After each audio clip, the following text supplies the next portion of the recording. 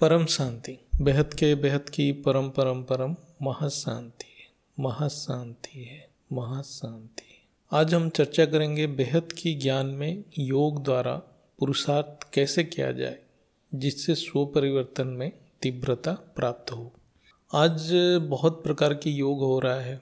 कोई कुंडलिनी जागृत कर रहा है, कोई लाइट मेडिटेशन कर रहा है, कोई नाम जप भी कर रहा है। बेहद की ज्ञान में योग की परिभाषा क्या है, इसको हम योग सूत्र की अष्टांग योग के माध्यम से समझेंगे। योग की असली अर्थ योग सूत्र में ही है।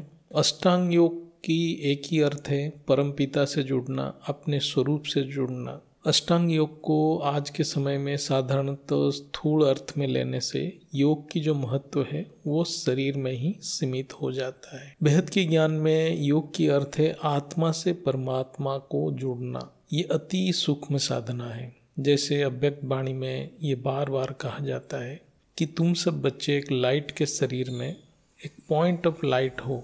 इसको कैसे अनुभव करेंगे? इसी को बेहद की योग कहा जाता है। ये केवल ज्ञान के द्वारा ही अनुभव होगा। क्या लाइट और ब्रह्म यानी परम प्रकाश एक ही है? क्या जो लाइट की बातें कर रहे हैं, क्या हम ये इंद्रियों द्वारा अनुभव कर सकते हैं? इसको समझना बहुत जरूरी है। ये ब्रह्म की अनुभूति तभी संभव है जब हम केवल परमपिता से ही योग में जुड़ेंगे, अन्यथा नहीं। जैसे जैसे हम सभी बेहद की ज्ञान योग में आगे बढ़ेंगे तो सृष्टि की हर एक रहस्य स्पष्ट होता जाएगा।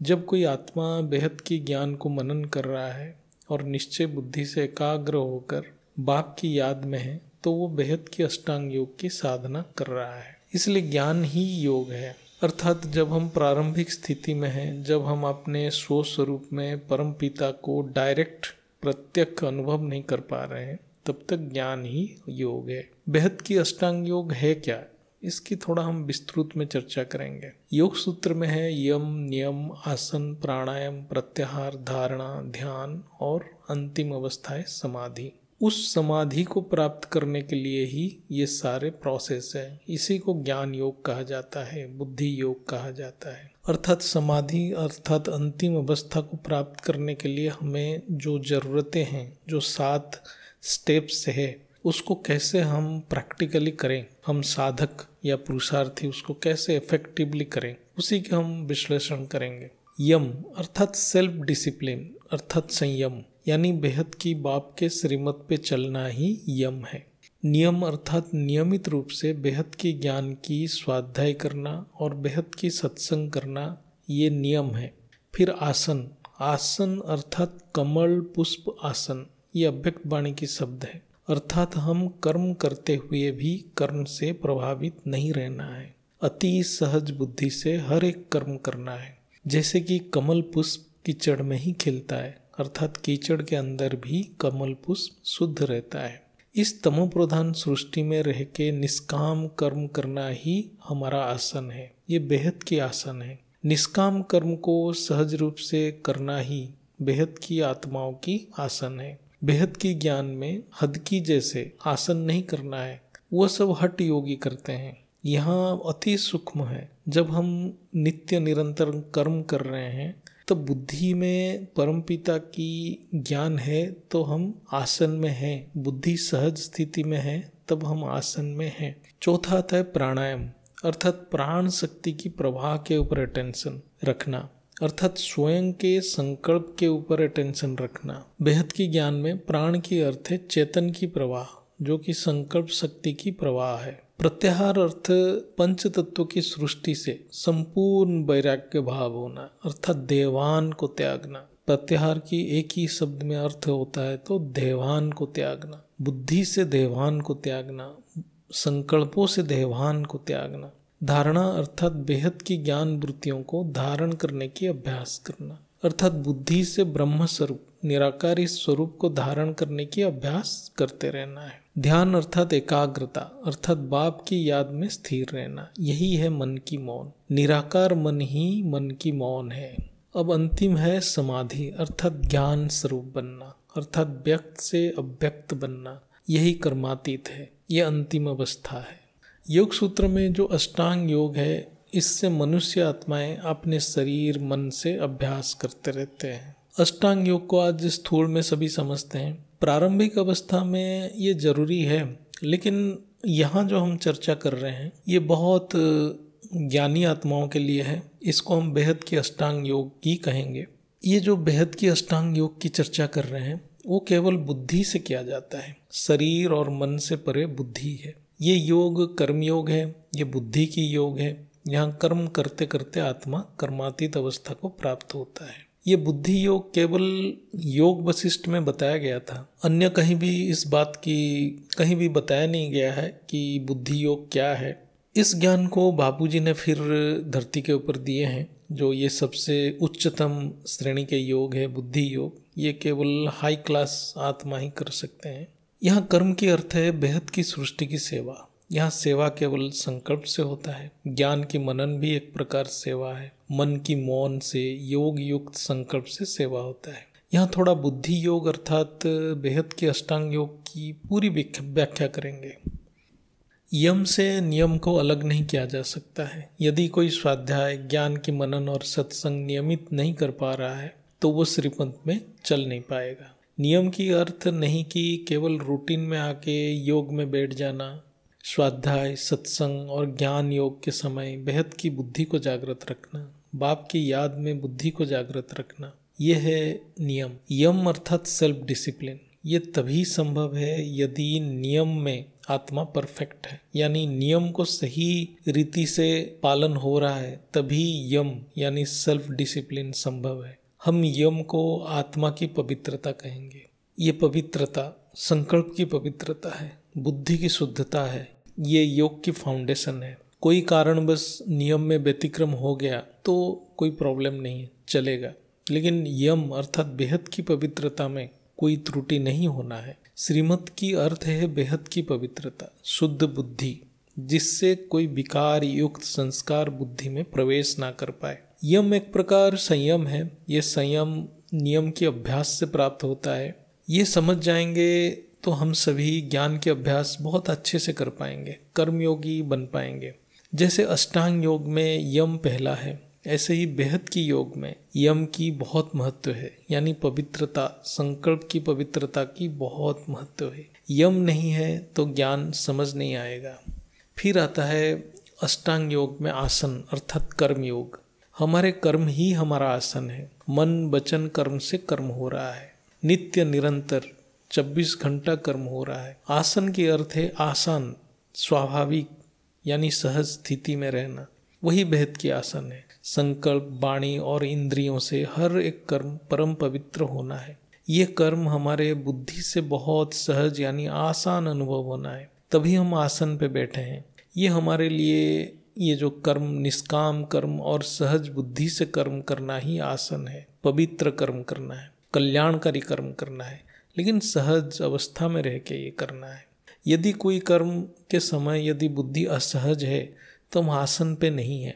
यम नियम के द्वारा हम सभी कर्म योग के आसन में स्थित हो जाते हैं। ये बुद्धि की आसन है, शरीर की नहीं। इसलिए बेहद की आत्माओं के लिए 24 घंटा योग है। बुद्धि के ऊपर अटेंशन रखना है। यदि बुद्धि असहज है तो आसन में हम स्थित नहीं है। फिर से हमें यम नियम को अभ्यास करके पक्का करना पड़ेगा। लेकिन किसी भी परिस्थिति में हमें ज्ञान से निवृत्त नहीं होना है। आसन की अर्थ है कि हमारे अंदर स्वाभाविक स्थिति में पवित्र कल्याणकारी संकल्प उत्पन्न हो रहा है। यदि हमारी संकल्प में थोड़ा सा भी अहंकार है तो हम आसन पे नहीं बैठते हैं, यानी आसन से उतर जाते हैं। इसलिए अव्यक्त वाणी में कहा गया है किसी भी परिस्थिति में अपने सीट से नहीं उतरना है। यदि हम आसन पे स्थित नहीं है तो योग स्थित अवस्था प्राप्त नहीं होगा। बेहद की आत्मा योग नहीं लगाते हैं, वो योग स्थित अवस्था में रहते हैं। योग से बुद्धि हटा तो दुर्घटना घटा, अर्थात आत्मा कर्म बंधन में फंस जाता है। बुद्धि सहज शुद्ध अवस्था में है, बेहद की ज्ञान वृत्ति में स्थिर है, विवेक बुद्धि जागृत है, तो हम सभी बुद्धि की आसन पे बैठे हुए हैं। तो इस बात पे हमें अटेंशन रखना पड़ेगा। ये बार बार नित्य निरंतर अटेंशन रखते रहना है। प्राणायाम अर्थात प्राणों की आवागमन के ऊपर अटेंशन रखना। बेहद की ज्ञान में प्राण शक्ति की अर्थ है चेतन शक्ति, जो पराशक्ति है उसी के ऊपर बुद्धि से अटेंशन रखने से ही हमारा स्थिति इम्प्रूव होगा। यही अभ्यास करते रहना है। जैसे स्थूल अष्टांग योग में हम श्वासों के ऊपर अर्थात वायु तत्व के ऊपर अटेंशन रखते हैं और श्वासों को नियंत्रित करते हैं, ऐसे ही बेहद की अष्टांग योग में हम चेतन की प्रवाह को बुद्धि से नियंत्रित करते हैं। अर्थात हमारे अंतकरण में हर पल जो संकल्पों उत्पन्न हो रहा है उसके ऊपर अटेंशन रखना है और ज्ञान वृत्ति द्वारा संकल्पों को नियंत्रित करते रहना है, तभी बेहद की प्राणायाम होगा। संकल्प में माया की प्रवेशता ना हो, वही संकल्प की नियंत्रण है। माया की अर्थ है अहंकार, अहंकार की अर्थ है जड़त्व, जड़त्व की अर्थ है विकार युक्त संकल्प। बुद्धि को परम प्रकाश में टिकाए रखना है, यही प्राणायाम है। उसी को शास्त्र में कहा गया है प्रज्ञानम ब्रह्म, अर्थात चेतन की ज्ञान जब बुद्धि में प्रतिबिंबित होता है वो ब्रह्म है, वो ब्रह्म स्वरूप है। प्रत्याहार की एक ही अर्थ है देहभान को त्यागना, ये भी बुद्धि से होगा, संकल्पों से होगा। हर कर्म करते हुए कर्म के प्रति या कर्म फल के प्रति ना आकर्षित होना है, ना विकर्षित होना है, ना खुशी महसूस करना है, ना दुख महसूस करना है, यही प्रत्याहार है। अति सहज रूप से अपना बेहद की कर्म करते रहना है। बेहद की कर्म केवल संकल्पों से होता है, इंद्रियों से नहीं। इंद्रियों से केवल हद की कर्म होता है। बेहद की कर्म में देवान को त्यागना पड़ता है, नहीं तो हद की कर्म हो जाएगा और हम पंच तत्वों में फंस जाएंगे। हद की दुनिया में प्रत्याहार की अर्थ है हम शरीर और मन से सृष्टि को त्याग देना, और बेहद की प्रत्याहार बुद्धि से करना है, संकल्पों से करना है। बेहद की ज्ञानी शरीर से कर्म करते हुए भी बुद्धि से न्यारी रहती है, लेकिन कर्म से संन्यास नहीं लेते हैं। धारणा अर्थ ज्ञान वृत्तियों को धारण करने की अभ्यास करना, ये समझने लायक है। जैसे हम शरीर में वस्त्र धारण करते हैं, ऐसे ही हम बुद्धि में ज्ञान वृत्ति को धारण करते हैं। बुद्धि जिसको धारण करता है उसी का स्वरूप बन जाता है। हमें बेहद की ज्ञान की वृत्ति यानी स्पंदन को धारण करने की अभ्यास करते रहना, जब तक हम ज्ञान की वृत्ति में स्थिर ना हो जाए। धारणा के अभ्यास के समय पे बुद्धि कभी ज्ञान वृत्ति को धारण करता है, कभी ज्ञान वृत्ति से हट जाता है, लेकिन आत्मा को निरंतर अभ्यास करते रहना है जब तक उस वृत्ति में स्थिर ना हो जाए। यही पुरुषार्थ है। ध्यान अर्थात एकाग्रता। जितने मन की एकाग्रता होगा उतने समय तक हम ज्ञान वृत्ति को धारण कर सकते हैं। ये ध्यान और धारणा एक दूसरे की परिपूरक है, कंप्लीमेंटरी है। अर्थात ध्यान के बिना धारणा संभव नहीं है, या धारणा के बिना भी हम ध्यान नहीं कर सकते हैं। ध्यान से हम धारणा को प्राप्त होते हैं और धारणा से ध्यान और एक्यूरेट होता है। जब हम एक वृत्ति में एकाग्र हो जाते हैं उसी को हम ध्यान कहते हैं। बेहद की बाप की ज्ञान की वृत्ति में एकाग्र होना ही बेहद की बाप में समाना ही है। इसलिए ये ध्यान धारणा ज्ञान योग के द्वारा अर्थात बुद्धि योग द्वारा पक्का हो जाता है। शास्त्र में ज्ञान और बुद्धि को एक ही शब्द माना जाता है। जहाँ ज्ञान है वहाँ बुद्धि है, और जहाँ बुद्धि है वहाँ ज्ञान है। ऐसे ही जहाँ बेहद की ज्ञान है वहाँ बेहद की बुद्धि कार्य कर रहा है। बेहद की बुद्धि, शुद्ध बुद्धि जागृत है। अंतिम अवस्था है समाधि, अर्थात बुद्धि अपने स्वरूप में विलीन हो जाना। ध्यान धारणा की अभ्यास करते करते जब बुद्धि इतना शुद्ध हो जाता है, बुद्धि और आत्मा में कोई भेद नहीं रहता है, तब बुद्धि की अस्तित्व खत्म हो जाता है। तब केवल मैं स्वयं रहता है, वो समाधि है। समाधि मतलब केवल मैं स्वयं। तब मैं के अंदर परमात्मा की शक्ति अनुभव होता है। समाधि अंतिम अवस्था है, वही अव्यक्त स्थिति है। ये अवस्था में पुरुष प्रकृति एक हो जाते हैं, पुरुष प्रकृति से प्रभावित नहीं होता है। यही लाइट माइट बीज रूप है, यही ब्रह्म स्वरूप है। एक है शरीर की मैं, दूसरा है स्वयं में। दो में एक साथ रह नहीं सकते हैं। एक है अहंकार, दूसरा है स्वयं। स्वयं तभी प्रकट होता है जब अहंकार वाला में समर्पण हो जाता है। यदि एक में है तो वहां दूसरा में नहीं रहता है। स्वयं में है तो अहंकार नहीं है, वो स्वयं में ही परमात्मा की प्रकाश है। शरीर वाला में व्यक्त है, स्वयं में अव्यक्त है। इसको ज्ञान से हमें सूक्ष्मता से समझते रहेंगे। ये है बेहद की अष्टांग योग। अर्थात हम जब बेहद ज्ञान की मंथन कर रहे हैं तो हम सभी बेहद की अष्टांग योग में स्थित हैं। हमें और कुछ करने की जरूरत नहीं है। योग सूत्र बहुत बेसिक है, फाउंडेशन है योग का, तो इसको हमें बेहद में समझना है। ये केवल बेहद की ज्ञानी ही कर पाएंगे जो साकार बाप को ज्ञान से जानते हैं, मानते हैं। बेहद की अष्टांग योग से क्या प्राप्त होता है? अति शुद्ध और तीक्ष्ण दिव्य बुद्धि, जिससे आत्मा की अष्ट शक्ति इमर्ज होता है। ये अष्ट शक्ति, ये अव्यक्त वाणी की शब्द है, इसको हम बेहद में व्याख्या करेंगे। ये अव्यक्त वाणी असल में उन आत्माओं के लिए है जो साकार में बेहद की बाप को ज्ञान से जानते हैं और मानते हैं।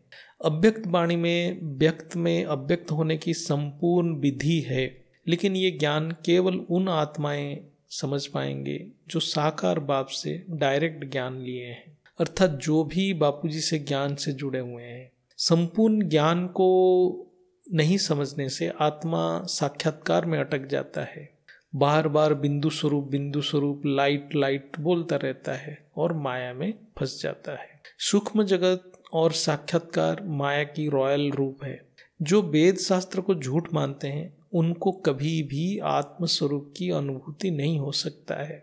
इस ब्रह्मांड में जो वेद शास्त्र को झूठ मानते हैं वो सब असल में विधर्मी हैं, वो धर्म के विपरीत कार्य करते हैं। मैं आत्मा बेहद की सागर की संतान हूँ, अविनाशी हूँ, अनंत हूँ, बेहद की परमधाम निवासी हूँ। ये संकल्प तभी सहज रूप से उत्पन्न होगा जब बुद्धि दिव्य स्वरूप को प्राप्त होता है। यही सहज योग है। तब बुद्धि केवल अपने स्वयं को महसूस करता है, परम दिव्य बुद्धि की स्वरूप अष्ट शक्ति के रूप में प्रकट होता है। समेटने की शक्ति, सहन करने की शक्ति, समाने की शक्ति, परखने की शक्ति, निर्णय करने की शक्ति, सामना करने की शक्ति, सहयोग की शक्ति, विस्तार को सार में लाने की शक्ति, ये जितने भी अष्ट शक्तियां हैं अव्यक्त वाणी में ये सब कहा गया है, लिखा गया है। लेकिन इतने सारे याद रखने की जरूरत नहीं है, क्योंकि ये सारे शक्तियां एक ही शक्ति के अनेक रूप है। वो है परम शांति। परम शांति को जब हम प्राप्त होते हैं ये अष्ट शक्ति अपने आप प्रकट होते हैं। ये सब एक ही शक्ति की अनेक रूप हैं। हमारे मूल प्रकृति परम शांति की ये अष्ट रूप है। जो परम शांति को अंतकरण में ज्ञान से अनुभव कर लिया है उसमें ये अष्ट शक्ति अपने आप प्राप्त हो जाता है। परम शांति परम पिता की शक्ति है। जो परम शांति को अनुभव कर रहा है उस आत्मा में स्वतः ये शक्तियां प्रकट हो जाती हैं। विस्तार से सार में लाने की शक्ति, अर्थात ज्ञान की सार को बुद्धि में धारण कर लेने की सामर्थ्य। इस पंच तत्व की सृष्टि में माया की अनेक रूप है। यही माया ही है जो सार को विस्तार में ले जाता है, एक को अनेक बना देता है। लेकिन जो आत्मा विवेक बुद्धि से मूल कारण को समझ गया है, अर्थात प्रकृति पुरुष की भेद को गहराई से समझ गया है, वो ज्ञान के विस्तार को सार में लाने की शक्ति धारण कर लेता है। विज्ञान, वेद शास्त्र, बेहद की ज्ञान को अति सहज रूप से विश्लेषण करके बुद्धि में सार को ग्रहण कर लेता है। यानी वो हर कोई विस्तार को सार में ले आता है और बुद्धि में उसको एब्जॉर्ब कर लेता है। सारे ज्ञान और शक्ति बेहद की बाप से इमर्ज होता है और वो सारे शक्तियां बाप में मर्ज भी हो जाता है। जितना हम बाप को याद करेंगे उतना ये शक्ति इमर्ज होगा और जितना बाप को भूलेंगे उतना ये शक्तियां विस्मृत हो जाएगा। असल में हम अपने स्वरूप को विस्मृत हो गए, इसलिए ये शक्तियां इमर्ज नहीं होता है।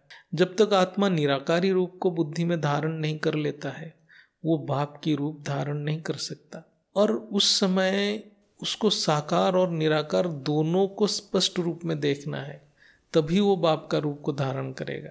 इसलिए जो बाप का साकार रूप को नहीं जानते हैं वो एक तो निराकार रूप को समझ नहीं पाते हैं और साकार रूप के बिना बाप का रूप धारण भी नहीं होता है। इसलिए ये ब्रह्म स्वरूप यानी परम प्रकाश को बुद्धि में ज्ञान द्वारा अनुभव करना बहुत जरूरी है। इसलिए एक साधारण मनुष्य आत्मा के लिए वेद शास्त्र की सार को थोड़ा समझना अत्यंत जरूरी है, तभी वो बुद्धि, मन, संस्कार को समझ पाएगा।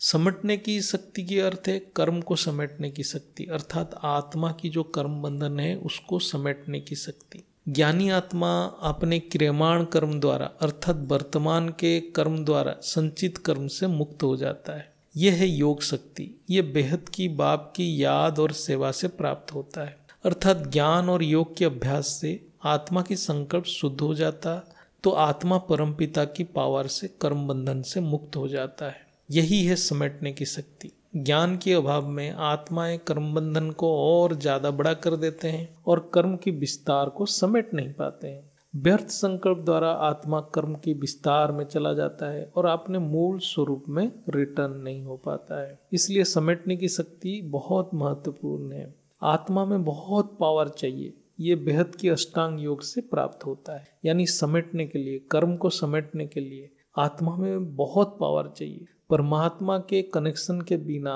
हम कर्म को समेट ही नहीं पाएंगे। इसलिए हमें ये बेहद की अष्टांग योग को बहुत अच्छे से समझना पड़ेगा। सहन शक्ति, ये तो बुद्धि की एक बहुत ही प्रमुख शक्ति है। अहंकार से मुक्त आत्मा में ही सहन शक्ति होता है। जिसमें जितने परसेंटेज में विवेक बुद्धि जागृत है, उसमें उतना सहन शक्ति इमर्ज रहता है। सहन शक्ति के अभाव में आत्मा हर परिस्थिति में व्यर्थ प्रतिक्रिया करता है और अनेक बंधनों में फंस जाता है।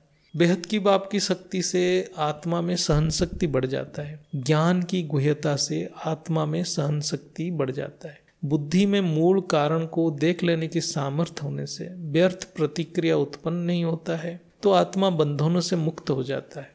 जितना ज्ञान की गुह्यता होगा उतना बेहद की बाप की शक्ति आत्मा में इमर्ज होता है और आत्मा में सहन शक्ति उतना बढ़ जाता है। इसलिए ज्ञानी बहुत नम्र और निरंकारी होते हैं, अन्यथा वो ज्ञानी नहीं है।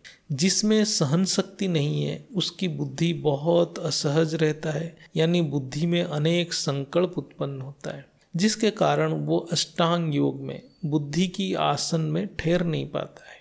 तो बुद्धि स्थिर नहीं है तो कर्म बंधन में आत्मा फंस जाता है। अर्थात बेहद की बुद्धि होना चाहिए, विवेक बुद्धि में स्थिर होना है, नहीं तो आत्मा कर्म बंधन में फंस जाता है। सहन करने की अर्थ नहीं है कि हमारे साथ कोई बहुत अत्याचार या अन्याय कर रहा है, हम उसको सहन कर रहे हैं। हमें सूक्ष्म बुद्धि से उचित प्रतिक्रिया करना है, जिससे हमारा अंतकरण विचलित ना हो और सामने वाले को भी उचित मैसेज, संदेश मिल जाए।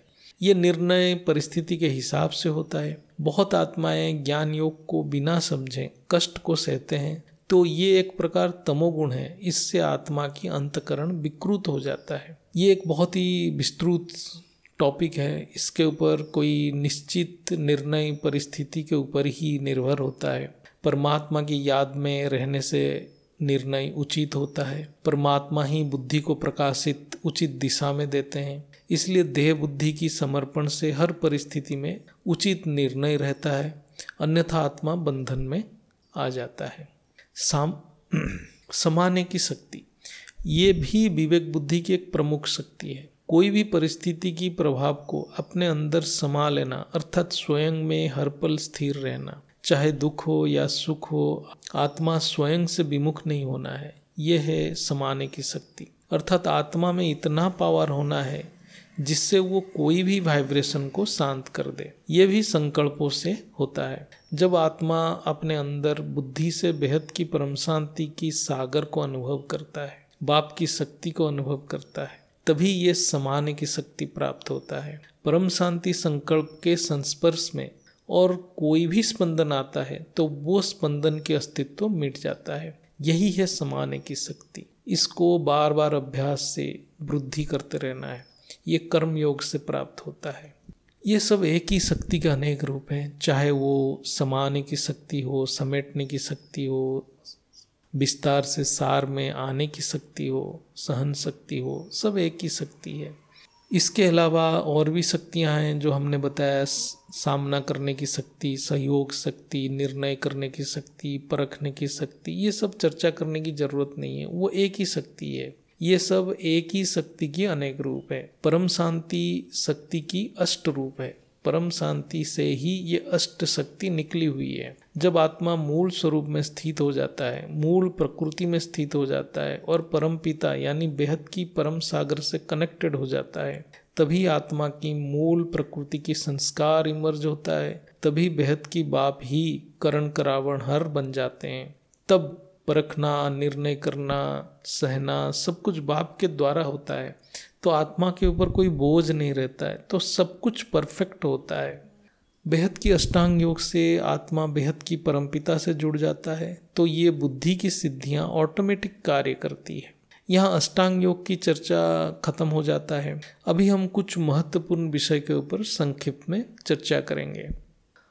पहला प्रश्न है, क्यों मन इतना चंचल और गतिशील है? मन को कोई नियंत्रण क्यों नहीं कर पाता है?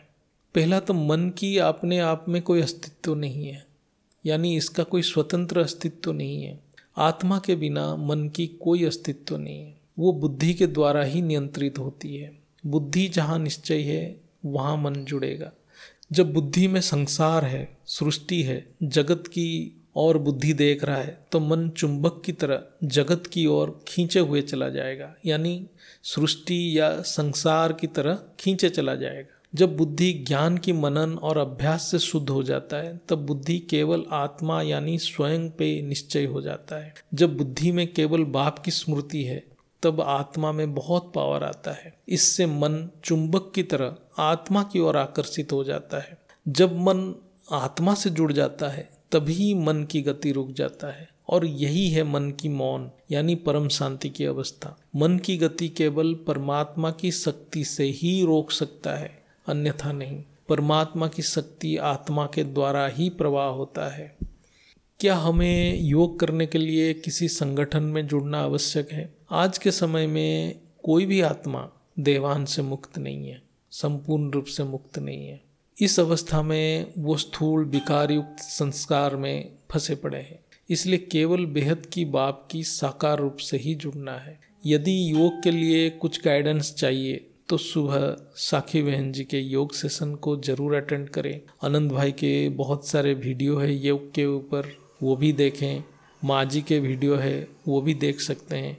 इसके अलावा कभी भी कोई भी अन्य आत्माओं की प्रभाव में नहीं आना है। ज्ञान की व्याख्या बापूजी के वीडियो में है, योग आनंद भाई साखी बहन करा रहे हैं, तो कभी भी इधर उधर जुड़ना ही नहीं है। आज जो भी आत्माएं अपना अपना योग क्लास चला रहे हैं या यूट्यूब चला रहे हैं, वो सभी आत्माएं संपूर्ण रूप से शुद्ध नहीं हुए हैं। वो भी पुरुषार्थी हैं, यानी जीवात्मा का पार्ट बजा रहे हैं। इसलिए उनके साथ जुड़ने से मन और बुद्धि की सफाई नहीं होगा और धीरे धीरे आत्मा उनके अधीन हो जाएगा। जब तक आत्मा की संपूर्ण देहभान नष्ट नहीं हुआ है, वो अहंकार में फंसा पड़ा रहता है। इसलिए ऐसे आत्मा की अधीन में जो आत्मा रहता है, वो कभी भी अधिकारी आत्मा नहीं है। यहाँ मैं इसलिए आनंद भाई साखी बहन जी की बात इसलिए कर रहा हूँ, वो कभी किसी को बांधते नहीं है, वो सबको स्वतंत्र छोड़ देते हैं और वो केवल योग की ज्ञान की फाउंडेशन देते हैं। और आप योग स्वतंत्र रूप से करना है, लेकिन वो एक बेसिक दे देते हैं। लेकिन अन्य आत्माएं जो जीवात्मा की पार्ट बजा रहे हैं, वो आपको अपने अधीन करने की कोशिश करते हैं। किसी की असम्मान नहीं करना है, लेकिन पुरुषार्थ स्वतंत्र होकर केवल बापूजी के याद में करना है। ज्ञान की चर्चा एक साथ होकर संगठन में हम करना बहुत अच्छा है, लेकिन वो भी अहंकार रहित होकर। योग एकांत में करना उचित है। एकांत में अपने स्थिति की मूल्यांकन खुद आत्मा कर सकता है। कोई भी बेहद की आत्मा केवल बाप के अलावा किसी भी अन्य आत्मा के अधीन नहीं होता है। आत्माओं को दूसरे अन्य आत्मा को परखने की शक्ति भी होना आवश्यक है। यदि परख नहीं पा रहा है तो ऐसे आत्मा अन्य के अधीन हो जाता है। आज जो स्थूल में गुरु शिष्य की खेल चल रहा है, वो सब अधीन आत्माएं हैं, और ये सब जो गुरु बने हुए हैं वो सब अन्य आत्मा की पावर को खा रहे हैं और खुद कर्म बंधन में फंसे रहे हैं। अनंत भाई के साथ एक चर्चा हुआ था सोल हार्वेस्टिंग के ऊपर, उसमें इसकी गहराई में चर्चा हुआ है। यानी बेहद की ज्ञान में भी जो आत्मा योग के चक्कर में इधर उधर जुड़ रहे हैं, उनकी भी सोल हार्वेस्टिंग हो रहा है, यानी उसकी आत्मा की पावर और कोई खा रहा है। आज जितने भी आध्यात्मिक संस्था है वो सब एक एक सोल हार्वेस्टिंग सेंटर है। जो समझदार है वो समझ गया होगा। जो अधीन आत्माएं हैं उसकी आत्मा की ऊर्जा को और कोई यूज कर रहा है, इसलिए आज सभी स्थूल गुरु मनुष्य रूप में आत्मा की ऊर्जा की भक्षक बने हुए हैं। क्यों वेद शास्त्र इतना महत्वपूर्ण है?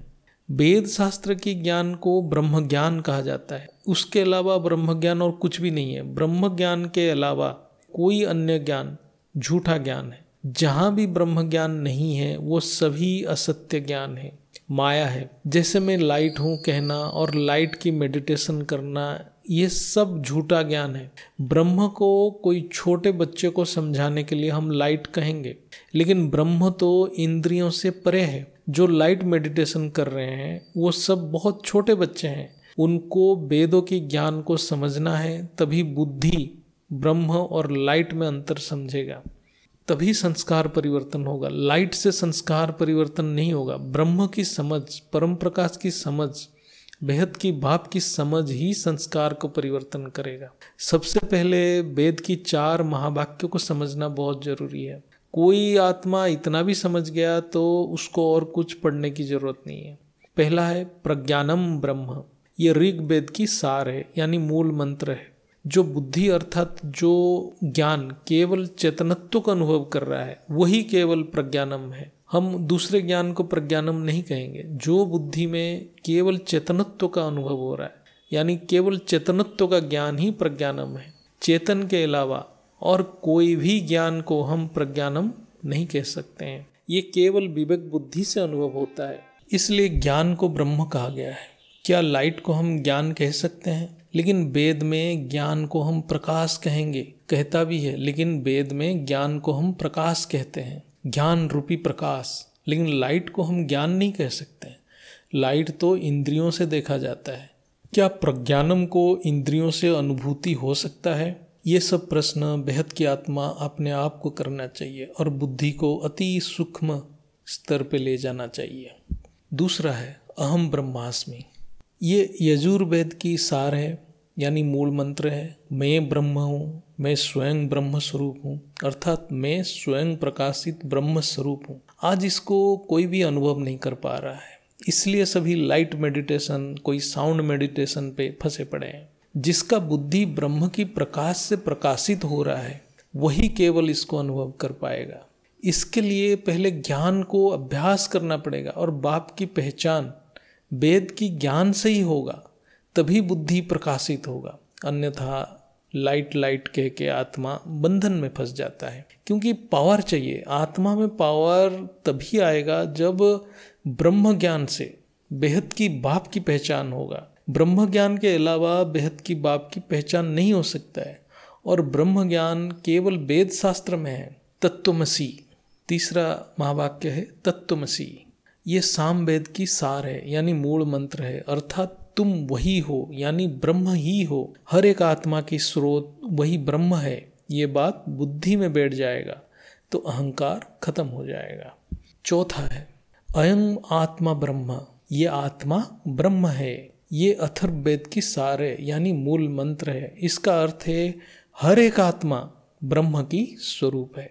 वेद में केवल आत्मा की अनुभूति की बात किया गया है। पहला महावाक्य से ये पक्का हो जाता है कि केवल ज्ञान के द्वारा ही ब्रह्म की अनुभूति होगा, अर्थात ये बुद्धि की खेल है।